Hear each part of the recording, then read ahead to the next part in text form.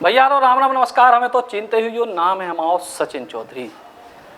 कौन भी इंसान के लाने सफलता तब दोगुनी हो जाए जब उनके अपने सफल हो जाएं। और हमारे संगे आज एक ऐसे ही चर्चित पत्रकार हैं देश के ज्ञानेंद्र तिवारी, जो छत्तीसगढ़ में एबीपी न्यूज़ के पूरे सर्वे सर्वा है और इनके संगे इन दिनों देश में भी चर्चा में है। काहे के जी हर जगह पहुंच जाए, चाहे कोनो हो देश को, हर बड़े इवेंट में ज्ञानेंद्र तिवारी पत्रकारिता के चर्चित नाम है और हमारा इनसे कुछ खास जुड़ाव है जो जी खुद ही बताएं। लेकिन फिलहाल जी आज भोपाल आए हैं बुंदेली बौछार के कार्यालय में। सो भैया स्वागत है ज्ञानू भाई।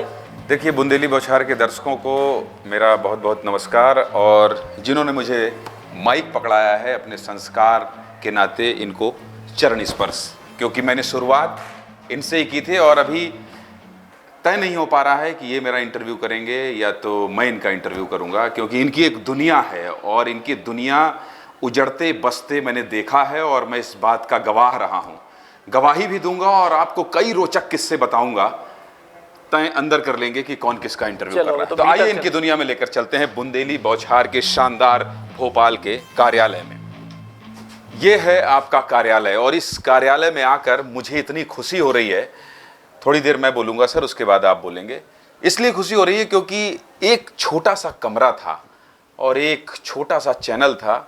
बहुत कम पैसा लेकर सचिन चौधरी जी झांसी से आए थे और मुझे इन्होंने नौकरी दी थी, और नौकरी देने के बाद की कहानी आप बताएंगे। और कई किस्से हैं जो पत्रकारिता के अभी नए छात्र हैं उनको समझ में आएगा कि कैसे कोई कहाँ पहुँच जाता है और कैसे एक नई दुनिया बस जाती है। तो हमारे जो है 2009 में जब हम आए भोपाल, फिर 2012 में हमारी मुलाकात भई ज्ञानेंद्र तिवारी से, जो उस समय पीपल्स कॉलेज से पढ़ ही रहते उस समय। जी आए हमारे पास, बोले भैया सर कुछ सीखने हैं। तो हमें लगी भैया ठीक है। वो लपंडरी टाइप के हते जो बचपन से ही, मतलब जब से हमसे मिले। लेकिन एक ऐसा हुनर जो कौन भी पत्रकार के लाने, कौन भी इंसान के लाने चाहे, वो है जिद। तो जिद्दी हम भी बचपन से हैं और जे भी हमें जिद्दी दिखे तो बस फिर एक बढ़िया रिश्ता बने।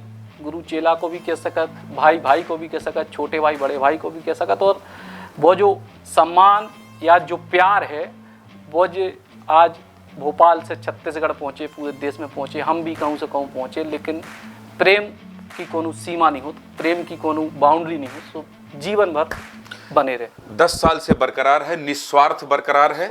और इस प्रेम को परिभाषा हम लोग परिभाषित नहीं कर सकते हैं। बस ये है कि भोपाल आते हैं तो ब्रजेश सर जिन्होंने यहाँ तक पहुँचाया, ये मंच दिया था, और आपने जिन्होंने कहा कि इलेक्ट्रॉनिक मीडिया में काम करना है तो ये एक माइक आईडी होती है। और उस समय जब हम लोग छात्र थे पत्रकारिता की, तो मेरे पास एक गाड़ी थी पल्सर जो कि बहुत कम एवरेज देती थी, तो ये मेरे को पैसा भी बहुत कम देते थे। तो मैं इनसे कहता था, लड़ता था कि सर पैसा तो दे दो। तो इन्होंने कहा कि जितना काम उतना दाम।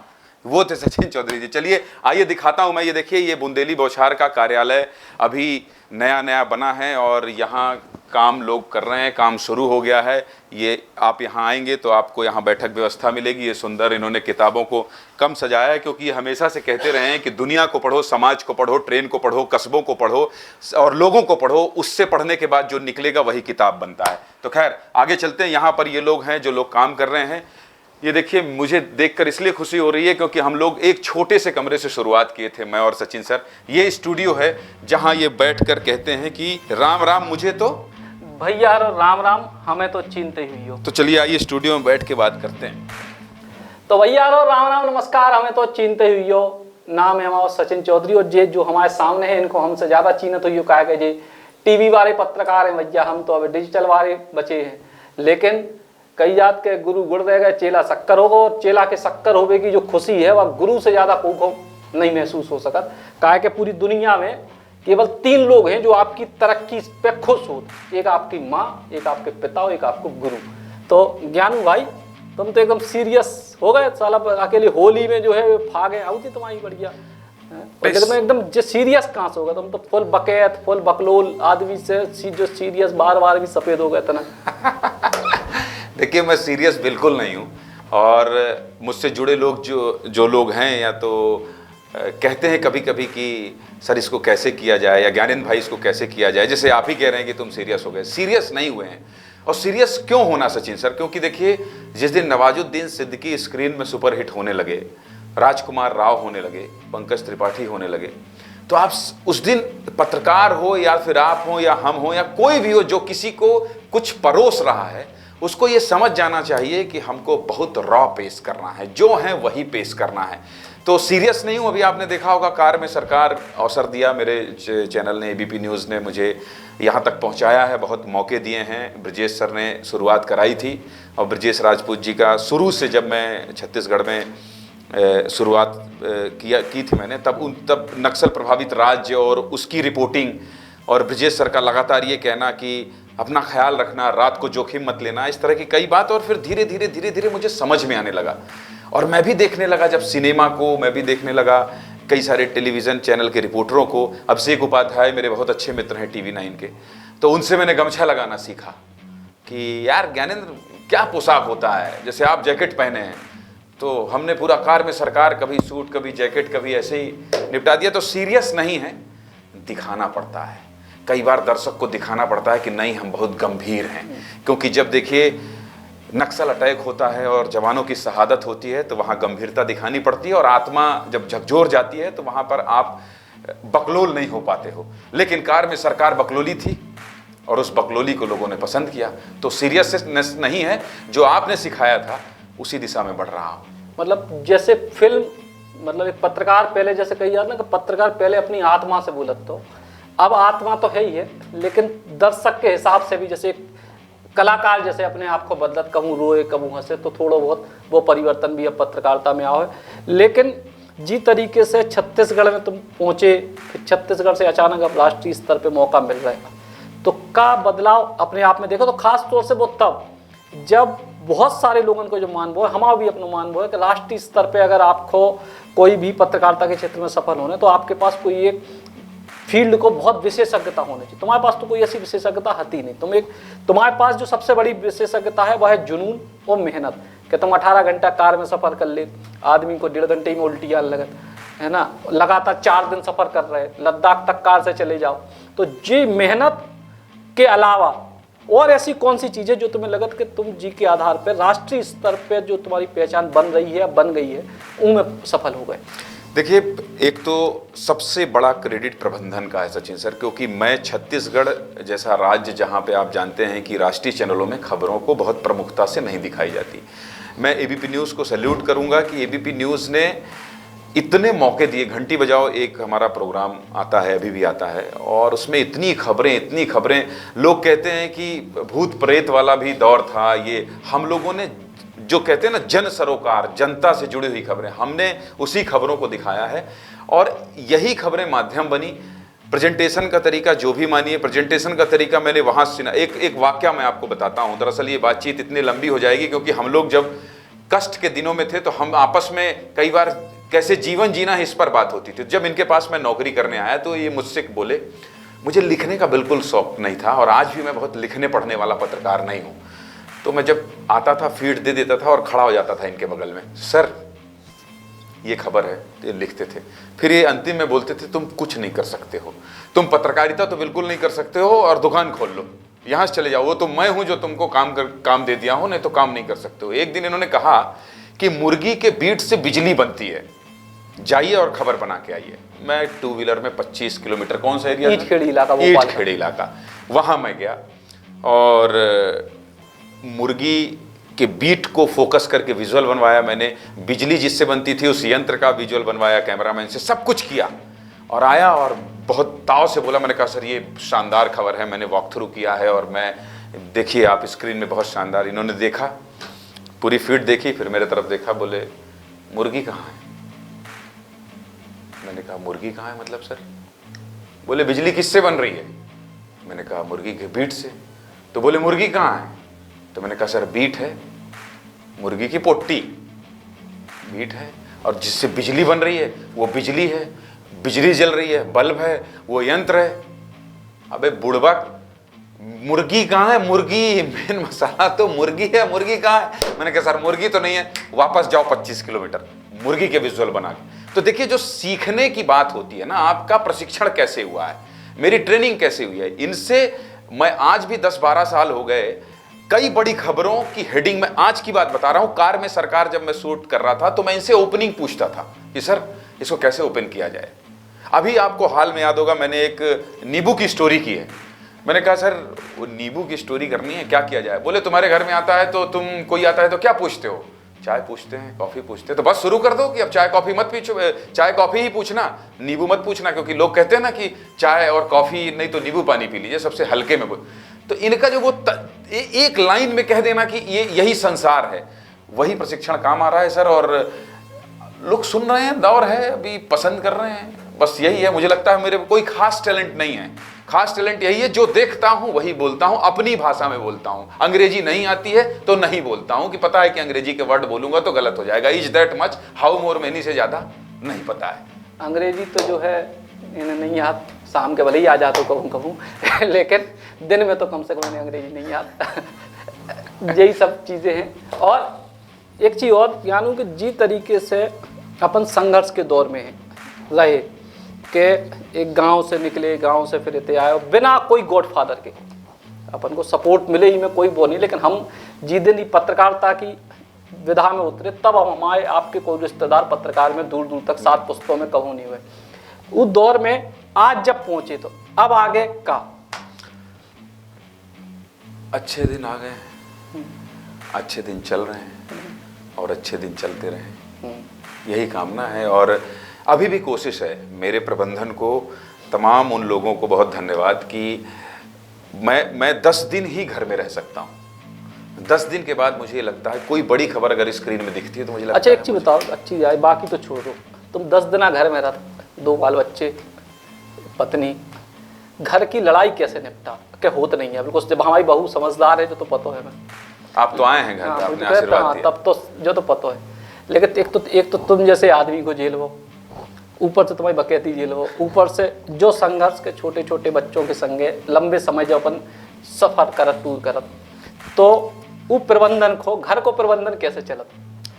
सचिन सर, अब आप सोचिए कि जो मेरा छोटा बेटा हुआ, जब उसका जन्म हुआ तो मैं किसी इंटरव्यू में असाइनमेंट में दिल्ली में था, और सुबह 4 बजे ही एक सूचना आई घर से कि हॉस्पिटल जाना है। तो मेरे ड्राइवर ने मेरी पत्नी को हॉस्पिटल पहुंचाया, और मेरी सासू माँ को फिर अलग से लेके, मतलब नर्स थी और मेरी पत्नी थी, और उसके 2 घंटे बाद मेरी सासू माँ वहाँ आई।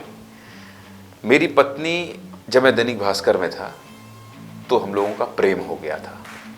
तो 7 बजे या 8 बजे डीवी स्टार के एडिशन को छूटने का टाइम होता था। ये दिल्ली में यूपीएससी की तैयारी कर रही थी। तो 7 से 8 बजे फ़ोन करती थी, तो मैं इनसे कहता था कि हम हेडिंग पे काम कर रहे हैं, अभी फ़ोन रखो। नया नया प्रेम था, आदमी फ़ोन में ही तो प्रेम करता है शुरुआत में, प्रेमी जोड़े। कैसी हो, खाना खा लिया, नहीं खाया, घर कितने बजे पहुँचोगे, आपने भी किया है। तो बस यही सिलसिला शुरू था।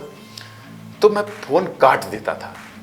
जब मैं फ़ोन काट देता था तो इनको 1, 2, 3 महीने में समझ में आ गया कि ये आदमी जो है ठीक नहीं है, मतलब सामान्य प्रेमी नहीं है, ये असाधारण प्रेमी है, और इसको मुझसे ज़्यादा इस पेशे से प्यार है। तो मैंने शादी के पहले बता भी दिया था, लेकिन बाद में व्यस्तता इतनी बढ़ गई कि अब उनकी आदत हो गई है। जैसे आज उनको शादी में आपके सामने ही फ़ोन आया कि जाना है कि नहीं जाना है, तो हम क्या, चले जाओ भाई, आपके रिश्तेदार में शादी है। बोले नहीं जीजा जी, ये जीजा जी जो कॉलम है ना, जीजा जी, पापा जी, बुआ, ये सब कहने लगते हैं कि नहीं अरे बिना उनके आओगे तो, यहाँ बिना उनके पूरी विरासत चल रही है भाई, उनके तो इधर हैं तो चले जाओ बच्चों के साथ। तो ऐसी चीज़ें हैं, नोक झोंक। अब ज़्यादा मत खुलवाइए, मतलब कई बार ये भी होता है कि भाई तुम अपने रास्ते। वैसे कई बार कही जात के बहुत सारी चीज़ें मिलती जुलती हैं, आप लोगों को बताएं, शायद ज्ञानू को ही पता ही है कि हमारे भी जब बच्चे को जन्म नहीं तब अपन भी अस्पताल में नहीं आते, अपन भी ब्रजेश जी ने एक काम दो तो अपन भी एक स्क्रिप्ट। अच्छा हाँ, कार्यालय ब्रजेश राजपूत जी के ही चेले हैं हम दोनों, इसलिए ब्रजेश जी बार इस इंटरव्यू में आ रहा है, क्योंकि गुरु भाई है क्योंकि ब्रजेश जी के अंडर में आप स्टिंगर थे और इनके अंडर का मैं चेला था, ऐसा ही था ना, स्टिंगर का असिस्टेंट मैं था। तो अब खैर, तो अब यही कहानियां हैं। अब इन्हीं कहानियों के बीच में लगातार जो बातचीत चल रही है, और इन कहानियों में बहुत सारी चीज़ें यही कॉमन है कि संघर्ष को जो रास्ता है वो हमेशा अपनाना चाहिए। और तुम कुछ क्या चाह रहे हैं? नहीं, मैं ये कहना चाह रहा हूँ कि देखिए, हम दोनों जब बात करते हैं तो इसलिए बहुत सुकून मिलता है, क्योंकि जब आपके सामने सब कुछ खत्म हो जाए, मतलब ब्लैंक हो जाए, तो समझ में नहीं आता कि क्या करें। हम दोनों की कहानी पर अपने मुंह से नहीं कहना चाहिए फिल्म बन। और मैं इनको हमेशा कहता हूं कि आप एक संस्थान हैं, आप अपने आप में एक संस्था है, क्योंकि मैं इनको जानता हूं। ये शॉपिंग मॉल खोल चुके हैं, ये राजनीति में भी जा चुके हैं, सब कुछ कर चुके हैं। अब देखिए यहां पर ये 4 लोगों को जो कैमरा के पीछे, क्या नाम है आपका, इनका क्या नाम नीलेश है? नीलेश हैं, बाकी बहुत सारे लोग हैं, वो रोजगार उनको देकर उनका पेट भी पाल रहे हैं। तो ये कभी भी कुछ भी कर सकते हैं। और मैं आपको बहुत दावे के साथ ये कह रहा हूं कि आने वाले 2 साल 3 साल में, बहुत ज्यादा वक्त बोल रहा हूं क्योंकि 3 साल में हम लोग 30 प्रोजेक्ट पर बात कर लेते हैं, तो हम लोगों को इसलिए बड़ा सुकून मिलता है आपस में बात करने, क्योंकि बहुत संघर्ष के दिनों में हम दोनों साथ रहे हैं। और आज ये देखकर मैं तो पत्रकारिता के नए छात्रों को, और खासकर जो भोपाल में हैं, मैं ये कहता हूं कि आपको बड़े बड़े जर्नलिस्ट मिलेंगे, आपको ब्रजेश सर का कॉलम मिलेगा, वो पढ़ सकते हैं आप। यहाँ पे अनुराग सर हैं, मनोज सर हैं, हेमंत सर हैं, बहुत सारे वरिष्ठ लोग हैं जिनको देखकर, हाँ प्रवीण दुबे सर हैं, जिनको देखकर सुनकर हम लोग बड़े हुए हैं। लेकिन आप भोपाल के लोगों को ये लाभ तो मिल ही रहा है, लेकिन बुंदेली बौछार के दफ्तर में एक बार आइएगा। इसलिए आइएगा क्योंकि अगर सचिन चौधरी बगल से निकल जाएं तो 2-4 स्टोरी आइडिया झड़ जाता है, ये मेरा अनुभव है। तो बुंदेली बौछार के लिए आपको बहुत शुभकामनाएं सर। और अंत तक मैं ये साबित करता रहा कि ये इंटरव्यू कर रहे हैं मेरा या मैं, क्योंकि मैं इस लायक नहीं हुआ हूं कि मेरे गुरु मेरा इंटरव्यू करें, तो इसलिए मैं इंटरव्यू दे नहीं रहा था। हम लोग बातचीत कर रहे थे, बातचीत चल रही थी, और इनको जो आइडियाज को कॉन्सेप्ट है कि हमने लगातार बहुत आइडियाज पर काम करा। तो एक चीज तुम्हारे जरिए दर्शकन को बताया कि हमारे जीवन को एक सिद्धांत है कि आपके दिमाग के आइडिया पौधारोपण की तरह है। हम 100 पौधे लगा दो, बचत कितने हैं? 5, 7, 10। और कछु बचपन में ही मर जाता, लगते ही मर जाता। कछु पौधा 6 महीना चला, कोई को बकरिया खा जाता, कोई को भैंस खा जाता। लेकिन अगर उन 100 में कोई एक भी आम को पेड़ बन गया तो अगले 100 साल छाया दे, अगले 100 साल फल।